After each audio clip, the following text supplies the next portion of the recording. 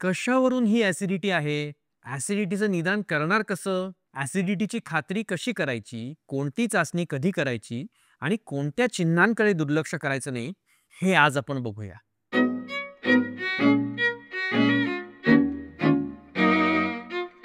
तुम्ही गोंधळ आहात का? नाही हो, माझं काम हे सोपं करून सांगायचं आहे.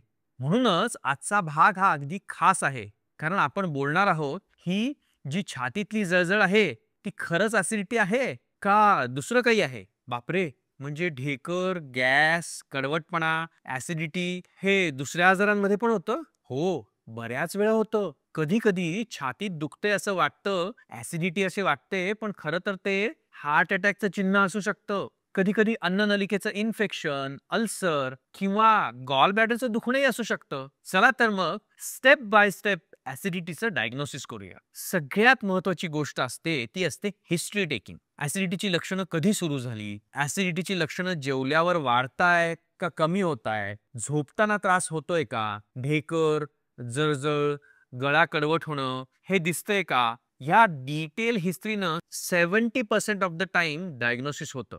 म्हणून पहिला क्लू तिथेच मिळतो. त्यानंतर अँटासिड्स देऊन एम्पिरिकल ट्रायल ट्रीटमेंट घेता येते.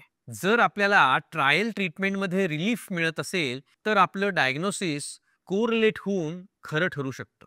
लक्षणं कमी झाली तर म्हणजे गड किंवा ॲसिडिटी आहे. पुढच्या इन्व्हेस्टिगेशन्स मधलं कॉमनेस्ट इन्व्हेस्टिगेशन आहे एंडोस्कोपी किंवा गॅस्ट्रोस्कोपी. अन्ननलिका, पोट, लहान आतडं याचं दुर्बिणीद्वारे केलेलं परीक्षण. याच्यात आपल्याला इसोफेजायटिस, अल्सर, बॅरेट्स इसोफेगस, लॉंग टर्म रिफ्लक्समुळे होणारी कॉम्प्लिकेशन्स, एच पायलोरीचं इन्फेक्शन अशी विविध कारणे असू शकतात. एंडोस्कोपीत समाधानकारक निदान झालं नाही तर 24 अवर पीएच मॉनिटरिंग ह्या एका छोट्या प्रोबने अन्ननलिकेत 24 तास पीएच मोजला जातो. कधी आणि किती वेळा ऍसिड वर येत आहे ते ट्रॅक केलं जातं आणि यांनी गडचं पक्क निदान होऊ शकतं. याशिवाय इसोफेजियल मॅनोमेट्री अर्थात अन्ननलिकेतील हालचालींचं निरीक्षण हे सुद्धा एक डायग्नोस्टिक टेस्ट असू शकते आणि त्यांनी ॲकेलेझिया कार्डिया हा अन्ननलिकेचा आजार कळू शकतो. याशिवाय पोटाची सोनोग्राफी,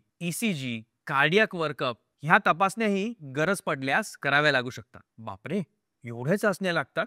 मला वाटलं होतं ढेकर म्हणजे सोपं काम आहे. छे छे, तसं नाही रे. सगळ्यांना नाही करायला लागत हे सगळं. पण काही लोकांना जर रिपीटेड त्रास होत असेल, वेट लॉस असेल, गिळताना त्रास होत असेल, उलटी वाटे रक्त पडत असेल तर मात्र डिटेल तपासण्या करणं जरूर आवश्यक आहे. त्यामुळे ॲसिडिटी वाटते तितकी सोपी नाहीये बरं का.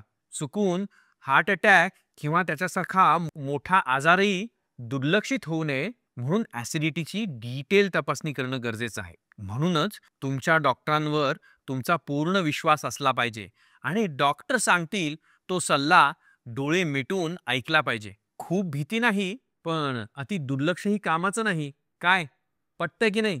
तर मित्रांनो, ढेकर ही गोष्ट जरी कॉमन असली तरी तिच्या मागचं कारण ओळखणं कॉमन सेन्सचं काम नाहीये, ते डॉक्टरचंच काम आहे.